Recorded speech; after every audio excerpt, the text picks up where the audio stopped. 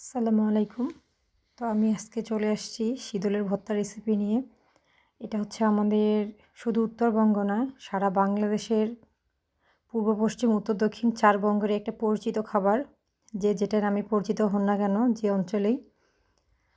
তো এই ভর্তাটা আমি এর আগেও বলছি যে আমি খুব একটা খেতে পারি না। তারপর যেহেতু বানাইছি সেহেতু তো ওটা নষ্ট করা যাবে না, খেতে হবেই। তো ভর্তাটা সবাই যে রেসিপিতে করে, তো আমি আজকে এটা একটু ভিন্ন রেসিপিতে করছি। তো সবাই তো তাওয়ায় শুকনোভাবে ভেজে করে, আমি সম্পূর্ণ রেসিপিটা আজকে তেলে ভেজে করছি। তো এটা এভাবে করলেও অনেক মজাদার ও সুস্বাদু হয়।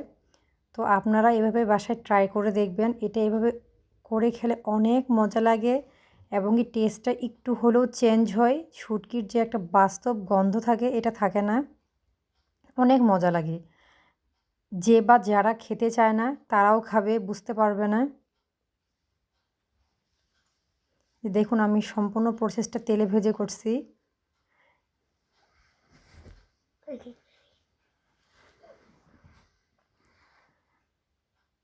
আসলে রান্না হচ্ছে এমন একটা জিনিস, রান্না হচ্ছে একটা আর্ট। আপনি যেভাবেই করেন না কেন শুধু একটু ভালোবাসা লাগে। যদি আপনি যার জন্য রান্নাটা করতে চান তাকে যদি মনের মধ্যে কল্পনা করে রান্নাটা করা যায়, তো তার ভাবনা চিন্তা মাথায় নিয়ে যদি রান্নাটা ভালোভাবে করা যায়, তো রান্নাটা না অটোমেটিক্যালি রান্নাটা ভালো হয়ে যায়।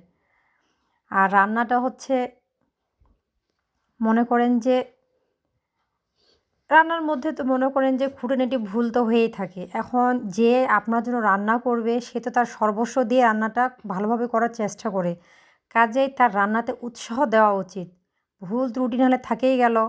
মা রান্না করুক বা ভাবি রান্না করুক বা বউই রান্না করুক, যদি একটু ভালোভাবে বলা যায় যে রান্নাটা অনেক সুস্বাদু হয়েছে, দেখবেন বাসার পরিবেশটাই অন্যরকম চেঞ্জ হয়ে গেছে। আর যদি বলেন তুমি রান্না করতেই শিখো নাই, বাসার মধ্যে যে কী অবস্থার সৃষ্টি হবে।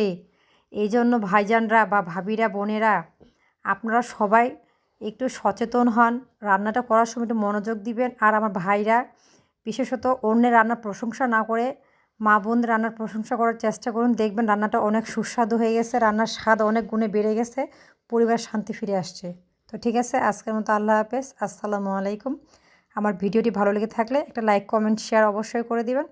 আল্লাহ হাফেজ।